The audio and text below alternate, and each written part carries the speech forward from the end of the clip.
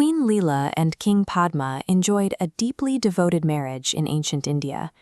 Yet amid this perfect royal life, Līlā was paralyzed by a single obsession, the fear that she might outlive her husband.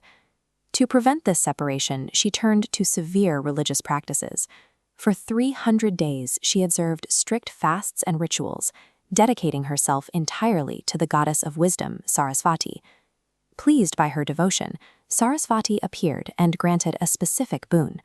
When King Padma eventually died, his soul would not depart from the physical confines of Līlā's inner apartment. Līlā believed she had secured her happiness by binding a soul to a physical room.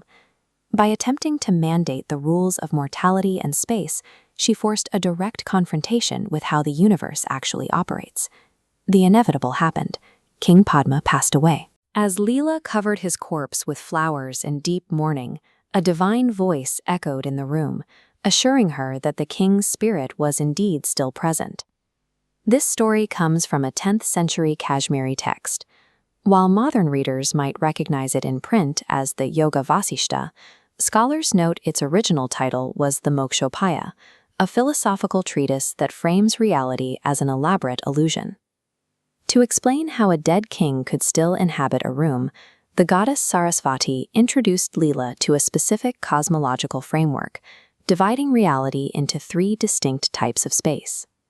This diagram maps the first 2 layers. The outermost is the physical space of elements, Cittākāśa. Within it operates the fluid mental space, Cittākāśa. But as these boundaries dissolve, we find a third reality, the infinite space of pure consciousness, Cidākāśa, which contains both. Sarasvatī explained that King Padma's soul resided in this third space. To reach him, Līlā could not travel physically. She had to abandon her understanding of the material world and project her mind directly into infinite consciousness. Guided by the goddess, Līlā entered a deep, thought-free trance. By halting all mental activity, she released her consciousness from its physical anchor and began to move freely through this infinite space. On the other side, she found a sprawling, independent universe. Her deceased husband was there, completely unaware of his past death. He was currently ruling this new world as a 16-year-old monarch named King Vidiratha. Looking at this translation from the text, we see the individual soul, or jiva, defined simply as a limitation of consciousness. After experiencing a brief unconsciousness called false dying, it acts as the seed for a new world appearance. In an instant, the jiva imagines itself contained in a new form. It acquires a physical body, complete with parents, an age, and a virtual prehistory. Because the soul cannot distinguish a real birth from an imagined one, this entirely fabricated biography feels completely real to it. This process of mental projection is called sankalpa. It is driven entirely by vasana, the latent impressions and desires carried over from previous experiences, forcing the mind to build a world that matches those deep-seated urges. Biological birth and physical history carry no actual substance here. Reality is a mental projection, where infinite consciousness continuously generates and experiences its own reflections. If the universe generates itself automatically through latent desires, we have to ask how this system operates without a creator god, or even an inescapable cosmic fate, which the text calls daiva. The Mokṣopāya relies on the Sanskrit metaphor of Kakataliya, the crow and the coconut. A crow lands on a palm tree, and at that exact fraction of a second, a ripe coconut falls to the ground. A human observer immediately assumes the crow caused the coconut to fall.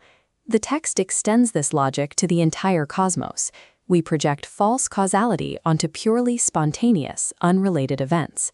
This sounds similar to the Buddhist Yogacara and Madhyamaka schools, which also argue that perceived objects are constructed entirely by the mind. However, the Mokṣopāya maintains a Brahmanical identity, using terms like chit, pure consciousness, rather than Buddhist concepts of emptiness. We can also contrast this with other Indian texts like the Tripura Rahasya, which argues the cosmos is a valid expression of reality. The Mokṣopāya insists on absolute non-existence. The objects we perceive logically cannot exist. The universe was never designed, nor is it governed by cosmic destiny. It is a spontaneous vibration of consciousness, where human notions of causality and fate have no real ontological force. Līlā returned from her journey disoriented. She had seen her husband ruling a vibrant kingdom in another dimension, while his corpse still lay buried under flowers in her own palace. She asked the goddess, which of these worlds is real and which is an error? Sarasvatī replied that neither is real. One unreal world has merely caused another unreal world.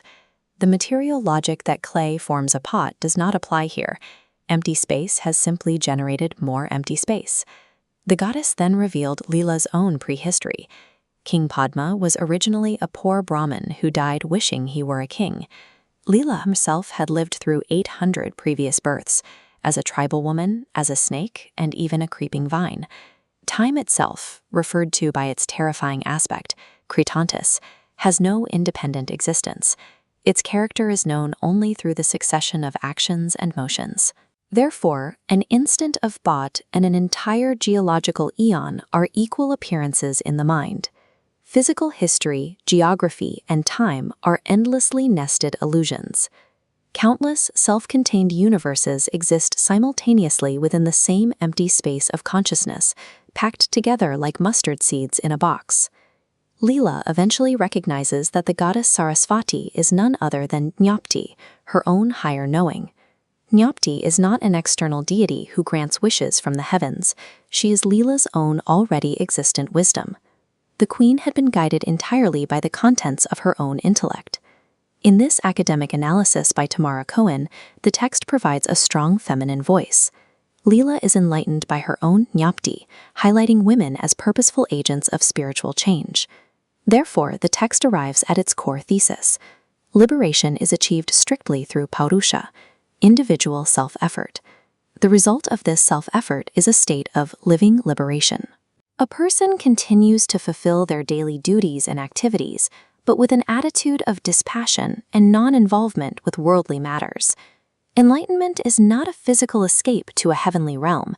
It is an internal shift in perception that allows a person to stand within the bustling illusion of the world, completely untethered from it.